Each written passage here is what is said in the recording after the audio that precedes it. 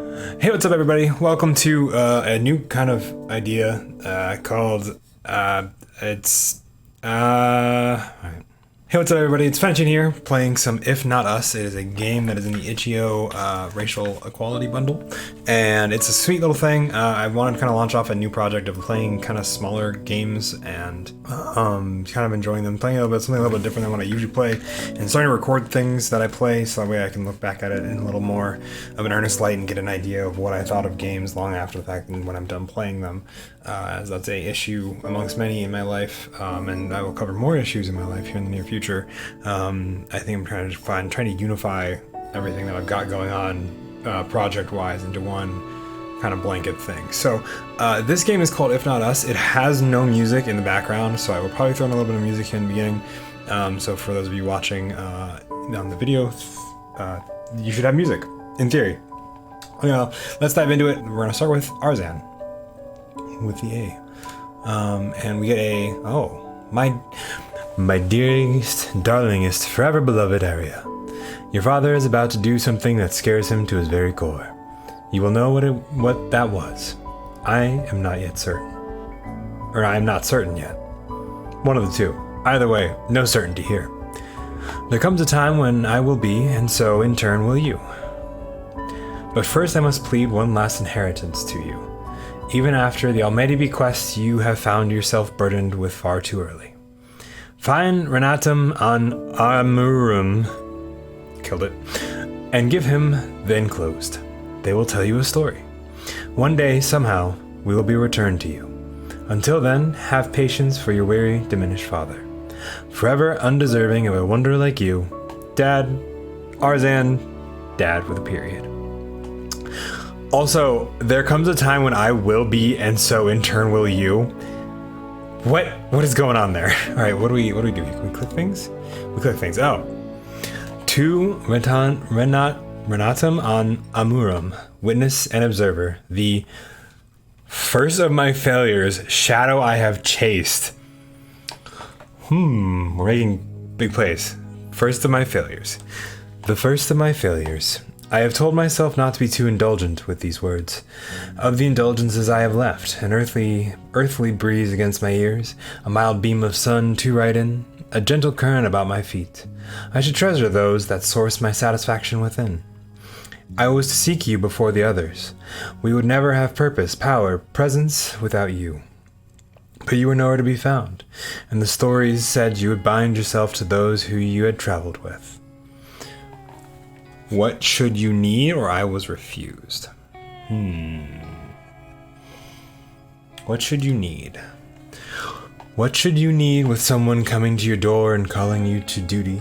Such tasks were always yours. You were biding your time before you acted, trying to steal as much as you could before the world bid you obey. I do not know how this might have played out had you remained, but I would give my girls every year of their childhoods back twice if I could. I will not resent the same from another. And yet, by the time you read this, everything of me will be long gone and everything of you will stretch on forever. You were meant to be better than this. I wanted you to be better than this. I wanted to be seen by Renatum on Amurum. I wanted to be the sort of fond immortality that you gifted Sevier? Or Kavir? Sevier, Apollinaria, and Alamayu. Though I doubt you'd ever have expected. I should have begun with that. No doubt you've been seeking the Golem out. Yes, that is how badly.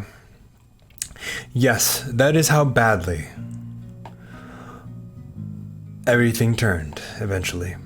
I cannot jump straight to Alamayu, I suppose. Or Alamayahu. I think Alamayu. The role in it did not become clear until it was pushed to the point by outside factors. But I should have started with that. I did not seek out Alamayu. Undoubtedly, you counted on its companionship. I saw the way you would chase after it, trying desperately for its attention. The way you would stomp on your foot when it looked for Sevier over your head. I'm sorry, Renatum. I'm sorry that you have lost something you believed you could count on, and I am sorry that it has happened before and it will happen again. Those like us, we know that pain that will not last forever, and those more confident than I can be certain that they have all lost I can be certain that all they have lost will one day be returned. It is no great thing to be Renatum an Amuram. But let me do this properly. Okay, so what I've read so far is this dude, the first guy that we talked to, has so far wrote a letter to his daughter explaining that shit has gone south. And then I'm now picking what he's writing to Renatum, witness and observer, who I guess is the first of his failures, and I guess part of this crazy, weird spiral. Let me do this probably. Did it start with you or at the end? Why don't we do at the end? At the end, Apollinaria and I worked tirelessly to accomplish our best. Of all the party, our skill sets were the closest, but with creative thinking, we made up for the raw strength we lacked. We had faith, always, faith. She overflowed with faith to the last, even when I held her hand as she died and she merely shook her head, eyes glossy, and swore she was just returning to where she'd come from, that she'd finally found her way home. I hope dearly she finds, or she went out like, I hope dearly she finds. I hope dearly she finds whatever it is that she sought, not thought. I hope she finds whatever it is that she thought she was going to find, because whatever she sought was not it. No, I'm kidding. One night, near the end, we stayed by the campfire and watched the dark settle, and to keep from sleeping, from succumbing to whatever it was waiting, perhaps nothing, in hindsight, it has become clear the longer I am alone that there is nothing unearthly about the threat that pursues us.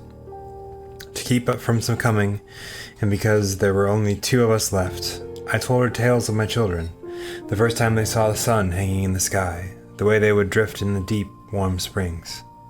Where was I? The night never seemed, or Apollinaria left behind. Well, Apollinaria dies, so we know that. I don't think we need to focus on that in this letter. The night never seemed to break, and neither of us could sleep, not with the chattering in the shadows. How properly timed, oh thing that makes my room smell good. Though I always admired everyone's courage when confronted with the dark. That was your first time, wasn't it? A threat that shook the very foundations of the world, that endangered the lives of each and every person, that lashed out with a voice of meaning, but pure instinct. Oh, sorry, I missed the word. Let me redo this. That lashed out without a voice or meaning, but pure instinct. This time, nothing so grand, just power versus power, fear and strength, but to you, just another change. The world is always changing. She took it serious. Ooh, and Apollinaria's death was not meaningless or not inevitable. I want to know what happens if we do not inevitable. Like it could have been avoided. Okay. I'm very invested so far, by the way. I love this idea. I love this concept. This storytelling method is beautiful. It'd be fun to see when we go back what the other storylines look like. Because Apollinaria is one of the other characters we can play as. And it's like we have 5 of us. And I think our good friend Renatum an Amuram is our 5th guy that we was grayed out for me when I first started, but it was the guy on the far left. Or it's Alamayu, I don't remember. Anyway, sorry, back to the discussion at hand. Apollinaria's death was not inevitable. Before she was lost, we believed that we could see it through together, that we were all that was needed, and if not, that you were watching over us and would arrive when necessary. We had a month, 2 months together, almost time to forget what we had lost. Enough time to let ourselves forget the way Severe would curl her legs beneath her by the fireside to sleep on a cold night, or the perk of her ears, the way that they would tilt to follow bird calls, or the way they drooped over her horns when she realized you were not coming back. Oof. Nearly long enough to remember every morning to set the fire with our own hands, to take turns sleeping so that one of us could guard the campsite, to pack and carry our own bags. Certainly long enough to appreciate that I'd never noticed how hard Alemayu worked for us before. Or did we lose to Cool? Did Alemayu save us, or was he lost before Apollinaria? I want to tell the story of everyone dies and this world is sad. Sorry, y'all. I lost to Alemayu before Apollinaria. There's an unconditional immortality, and then there is conditional. Oh, there is unconditional mortality, and there is conditional. Excuse me. No matter what, Renatum an Amurum will witness the world's end, but the golems will only be left standing if they've been permitted to stay. Wow, this is so deep. I love it. There's a great simplicity to destroying a golem if you know where to strike. And they did. All along, they knew who we were and what we brought and how to dismantle each and every one of us. Alemayu never saw it. Oh no, oh no, oh no, there's ink on the page. I'm concerned I shouldn't have hit this, oh no. Oh no. Oh no, how do I... Oh, I can highlight it so I can read it. Awesome. Oh, God. Alright, here we go. I shouldn't have hit this. I've made mistakes. Alemayu never saw it coming. I don't know if it could. It never seemed to demonstrate that sort of insentience. I suppose you'd know. For the sake of that assumption, that you understood Alemayu more than I ever did, or at least believed that it had more to it than I saw, let me lay the scene for your analysis. Apollinaria and I were asleep by the campfire, and it would spend the nights circling the campsite for danger or firewood, or is Alemayu like a robot? Because that's amazing. If not, that's awesome too. Firewood or other would-be supplies, I assume. We never faced danger at night until after, and I extrapolate the rest. The sensation that woke us was not far from the way that the water at the bottom of the ocean would shiver when waves overhead were high. Through underfoot. Alemayu had toppled into the fire, and before we'd found our feet, it was rocking its long legs back, rising. The hat on its head lay smoldering. It caught my eye in one indent, and then its complicated mess of clothing was ripped away. You know the shapelessness of moist clay, the thin stylus print carved into its substance, but for a moment I saw something else, only glimpses of indentations in the flickering firelight. YSVT. The cloaked figure behind it reached out with an almost gentle hand, rested a palm over its eyes, waited frozen where it bent a light caress of a thumb against the writing, precise, nearly affectionate. Apollinaria cried out, one hand rubbing the sleep from her eyes, the other stretched and spread, fingers grasping, the light of dawn spiraling from her palm. The clay seized, outstretched limbs warped out of shape for just an instant, a pale residue bubbling across its skin from the point of contact, and then it fell apart. All that was left was me, Apollinaria, and a black stain across the ground. You always ask so much.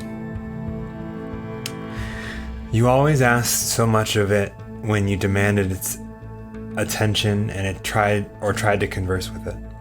You wanted a companion into eternity, and you're allowed to want that, of course, but you asked it to consider itself apart from its form in a way I don't think it was capable of.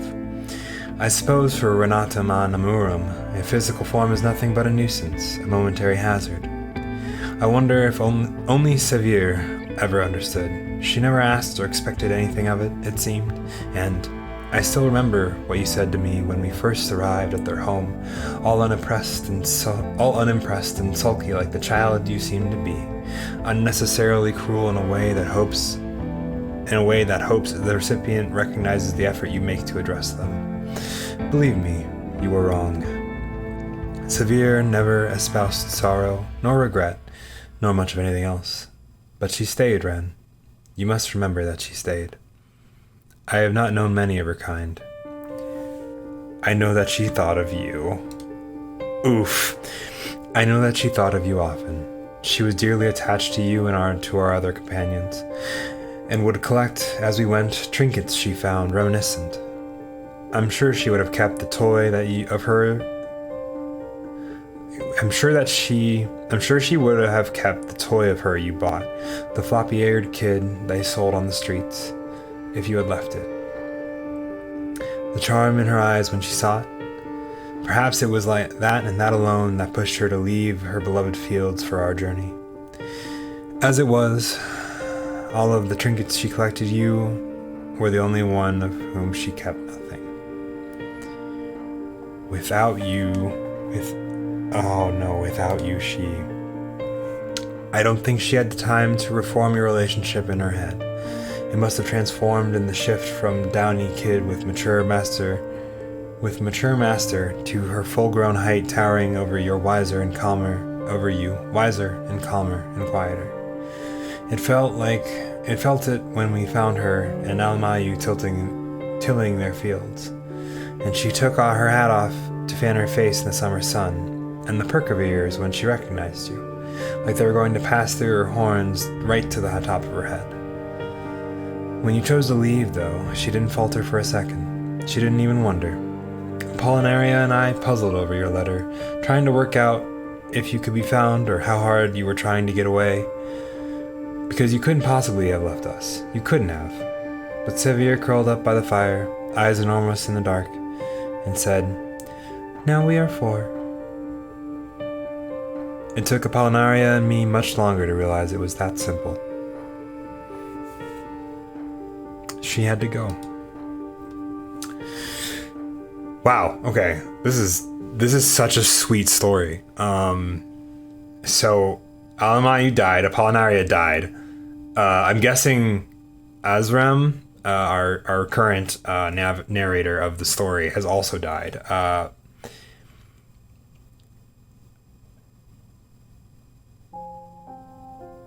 And I guess Severe doesn't die. She leaves. That seems to be the way. Okay, so it started with you. Where did I say it was not? I thought that was a thing, a prompt earlier.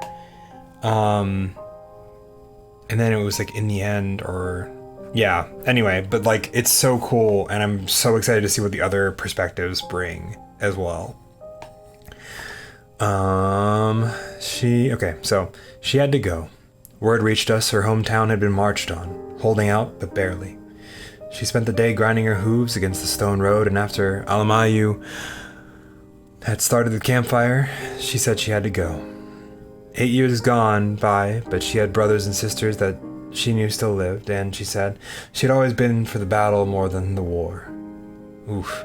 Almayu moved to follow as she trotted into the trees, but she shook its head in both her hands, pressed her forehead to it, and said she would find us after they were run out. She never did. But you were still on your way, so who knows? Her golem bore it with indifference.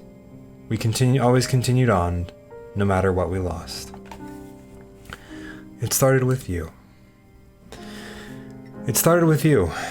I see now that your departure was inevitable. The Renatum of the time past was bound to their companions, tied by prophecy to Apollinaria and the messenger, to Severe and Sebel by providence. When contrivance meets coincidence and loses serendipity. You could only bear... Also, I feel like maybe it's just me. I felt like the writing was changing in how it looked. But maybe I was like reading that wrong. You could only bear the journey a single month before you saw that your role lay elsewhere. Perhaps this is because we saw such unbridled success. Such ease of travel to start. And yet you seem perpetually afraid, and I am afraid that I hounded you, so eager to learn from you. I asked incessantly about your lives and stories, and the wonders you had seen, and told you in return how the parables led my life and work. Sometimes I fear I drove you away, though this seems indulgent. The world led you in a different direction, but I always know you go where you are needed. With you or without you? Let's bring some happiness back in. With you. With you, we would have never strived hard for success. We would have had to apply ourselves, or to guess how the world truly worked. You knew what it was that we faced, didn't you? Did that play a part? With Renatum on Amurum on side, we would have been known, witnessed, cherished, contextualized, righteous, predetermined. The people we needed help would have quaked in their boots. Oh, people know of Sevier and Apollinaria and Sebel, but without Renatum as well, we were nothing more than a once successful attempt to grasp glory, without understanding what we had done to find glory. I don't know if things would have turned out differently with you along for the journey. I don't know if Apollinaria or Alamayu or Sevier would have survived, but it's not my position to wonder, is it? After all this time, you must have devised a way to either survive without wondering, or to make peace with the deaths that follow you. Let it be noted that I will go to my grave eaten up with jealousy for that. It may be soon. It may be soon. I know. I have no other choice but to go on. I hope I have made my peace. I had never seen death. We have our predators just as everyone else does, creatures that lurk in the deep dark, wars and the wealth of dangers. But before you, I took you and Sevier and Alamayu and Apollinaria. As Apollinaria was dying, I held her shawl, bundled up in sodden red, firm against her chest, and I spoke, and I spoke, and I spoke, and I told her it was fine. I don't think she heard me. Her eyes were glazed, and her hands reached, going home. She shook, and she bled, and at least I was not there for Sevier. I do not believe I could have borne it. Now you know the story. Oh. Okay. Now you know the story. Man, this is fun and dark. What a crazy. I love it. I love so much about this, and this is the tale of the one who, the survivor's guilt story, which haunts so many people. And I love it from a perspective of I don't relate to the level that this character is experiencing things, but I do understand it. And it fascinates me to know that this letter is reaching another character that is also, there, and he left first. So, okay, now you know the story. Well, my story. But long before Apollinaria was lost, before Alamayu and Sevier, before we lost you, before I lost, Shiloh was lost first. Shiloh was lost first.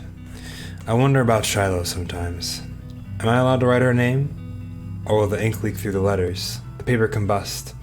Does it burn your eyes? You never spoke her name. Why did you let her die, Ren? Oh shit, asking. Of your 5, only 1 died. Of our 5, it was 4. What turned the tide so strongly? Was it necessary? Was there some great justification for her death, too great and too true to ever be told? Did she give herself up and ask you to tell a different story? This is what they said. One to return, one to arrive, one to remain, one to provide. You were the one to return, of course. Apollinaria to arrive from nothing almost 10 years ago. Shiloh to remain, except that she did not or could not. Or were those words misinterpreted? Was Shiloh not to remain here, but to remain there? Therein lies a possibility. Shiloh was fated to stay with them. Ooh, capital T. Interesting. Upon the realization that all of you were leading Shiloh to her tomb, oblivious, loving and dedicated and unaware of your true purpose, it tore you apart, and it made each of you determined to never fail your leader again. This one is flattering to me, I concede. Or were each of you, and what Shiloh knew. I think I'm gonna do or were each of you. Or were each of you misidentified? A game of words, but I have always taken comfort in language. All three could suit you, perhaps remain above all. Apollinaria returned to us, where she remained, without a doubt she has returned to whence she arrived. Shiloh must have arrived from somewhere, or remains present somehow. And even Almayu could remain, though matching another to provide proves difficult. There lies the weakness of prophecy. The vagueness carries the comfort of certainty. For a moment I entertain what it would have been like to be prophesized, but the future is clear. But the future is clear as the past. I was not brought here by prophecy. There was a reason it was me. It could have been anyone. I'm always a fan of the "it could have been anyone" narrative. It could have been anyone to find you. Of course, they needed someone familiar with your history, someone sufficiently motivated. There were 1,001 reasons for anyone but me to go, but sometimes one must insist. I stepped aside, bequeathed everything to Arya in the interim, and charged myself to find you, to walk across their borders and into their lands, and they let us in, knowing you saved them as all as much as our own countries, to talk. That was all. Maybe negotiate if necessary, but we thought our presence alone might make them second guess. It all seems so small picture now, I'm afraid. But peace negotiations, I confess, were always the small picture. As for the bigger picture, his name was Fiors. I won't indulge you the details. Either by this point you must have experienced it yourself firsthand, or you'll know, or you haven't, and you'll have seen many more poets phrase it prettier than I. Suffice to say, we had imagined a long, long life before us with our children. It took a few years after Shanaz before the call of the world started to pull at him too strong to resist. He left. He didn't want more, but he always needed it. I was content with stories, but he had to go where the sun shone too bright and the air was too thin. My body couldn't bear it like his could. My country could not bear my departure like it could his. It's been 5 years since. I can write this. There was a space left for him to come back to, and he never took it. Then the First Civil War. Ooh, okay. Then the First Civil War. Okay, cool. So, also adding into this narrative is Fiors, which I'm guessing is the narrator Arias?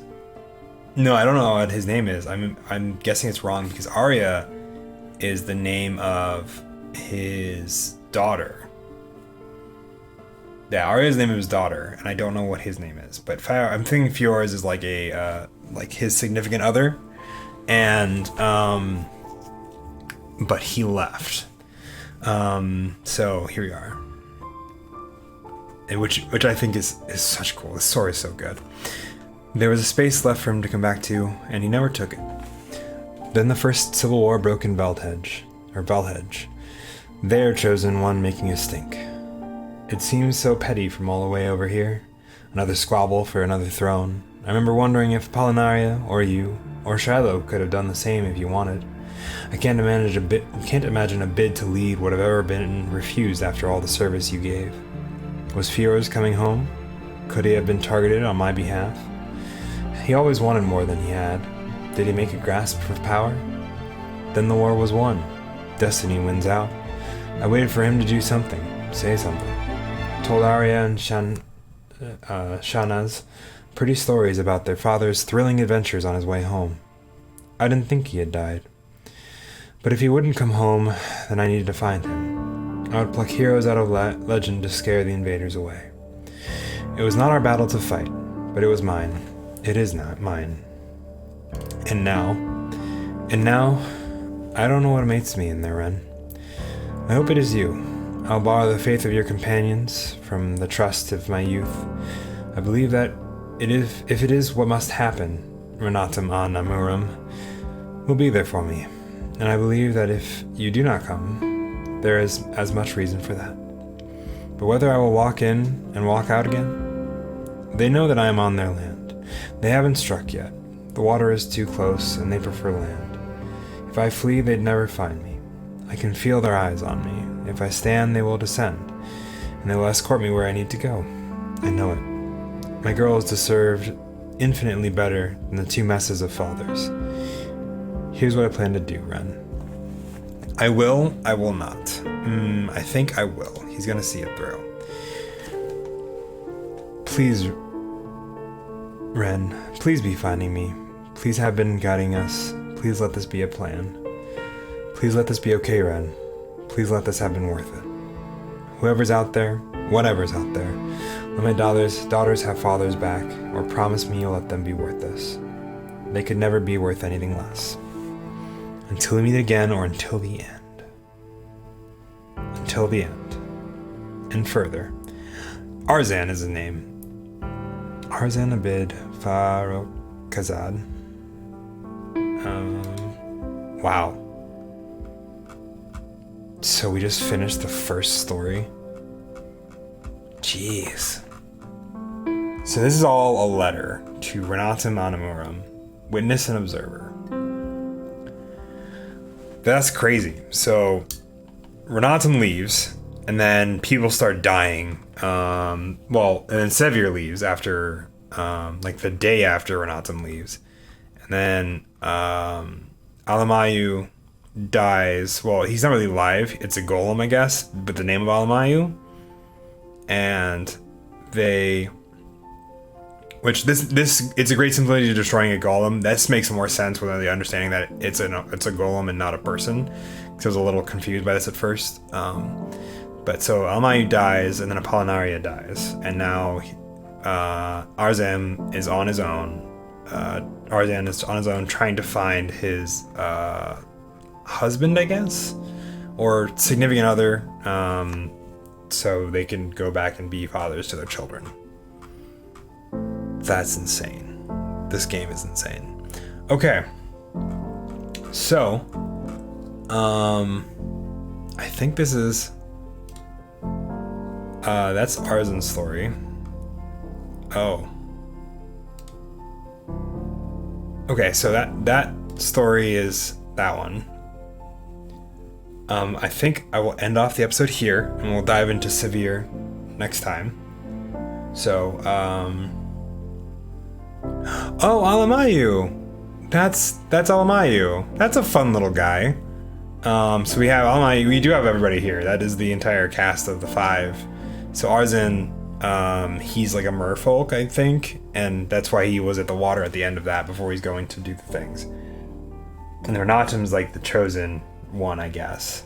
Wow, this is so cool. All right, cool. Well, thank you all for watching. When we dive back into it next time, we will see, I think, Sevier's story next. I think he's the one I want to do next. And then we'll do Alamayu and then Apollinaria, and then we'll finish off with Renatum, I think. All right, cool. I took a sip of coffee. Got enough of this recording. Thank you all for watching. If you like the video, feel free to follow, like, subscribe, whatever you have to do on this here. Say follow, but I think that's a Twitch thing. But subscribe, and I will upload another one here real soon. So, okay, thanks, bye.